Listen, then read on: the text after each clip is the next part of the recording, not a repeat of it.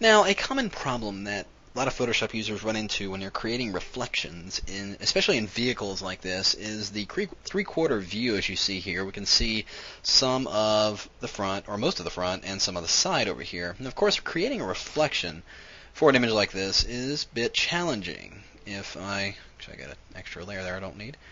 If by normal standards, if you go and duplicate this layer, and we'll go under Edit, Transform, Flip Vertical, which is right off screen here, but right at the very bottom of the submenu it says Flip Vertical.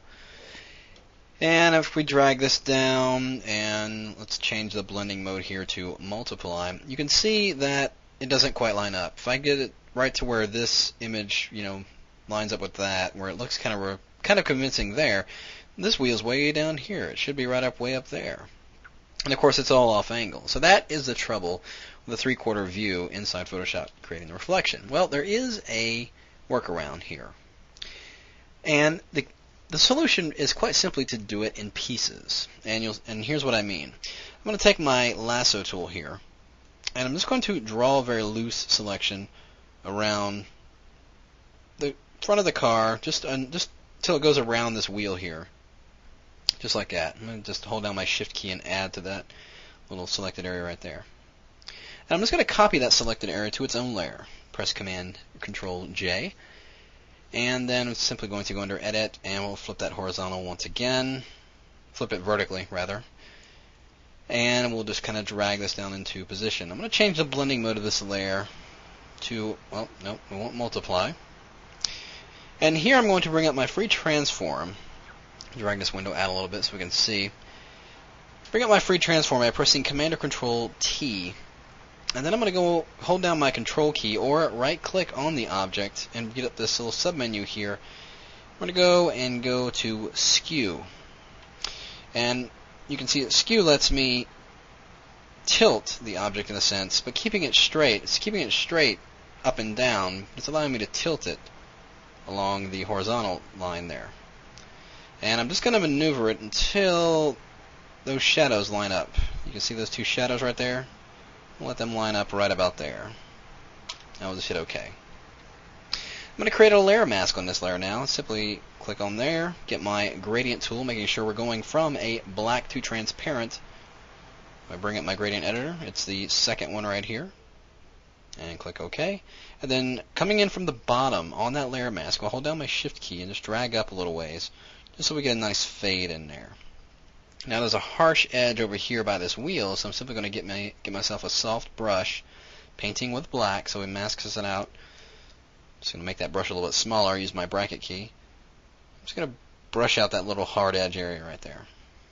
And we'll do that over here. Alright, so there's my front end. Well, I've got this back end with the back wheel and the side of the car and everything like that. Well, get my lasso tool once again and make sure we're going back to the original layer. And I'm just going to drag a selection. And I don't need to get the entire top to bottom of the car because only a small part of the vehicle is actually going to be seen in the reflection. Actually, I got a little bit of that wheel in there I don't need, so I'm just going to hold down my Option key. And you can see I get that minus, and I can just drag and remove from that selection.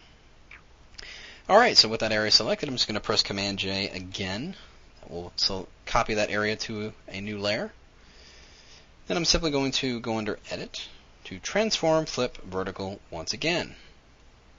And we'll just kind of drag this into position. You can see this line that's going on here is this line here, but it's not exactly in line with it in a reflection. So we're going to have to skew this object, just like we did the other one. Bring up Free Transform, and go to Skew. This time I'm going to hold down my Option or Alt key, and that will actually tilt it based on the center point here, as you can see right there.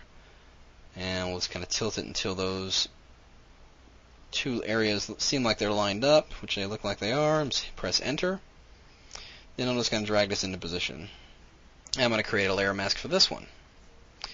And we'll go ahead and get a gradient coming in from the bottom.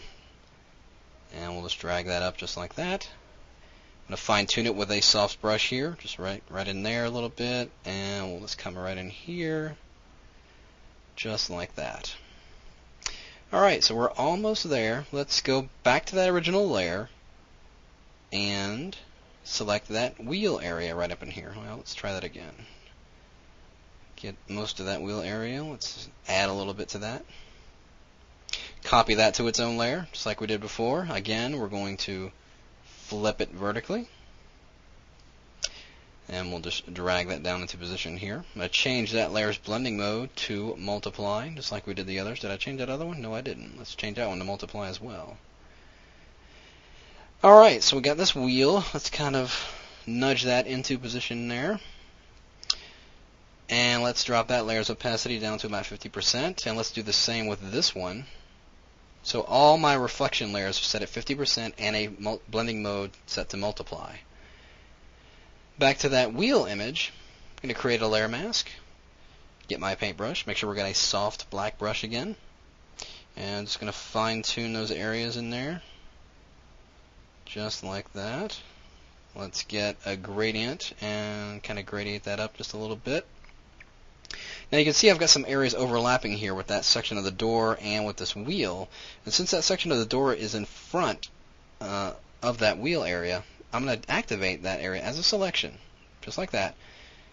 Then still active on that layer mask of the wheel right here, I'm simply going to fill that selection with black, pressing Option Delete. And that will fill in that area, blocking it out so that front door area will actually be in front of the wheel right there.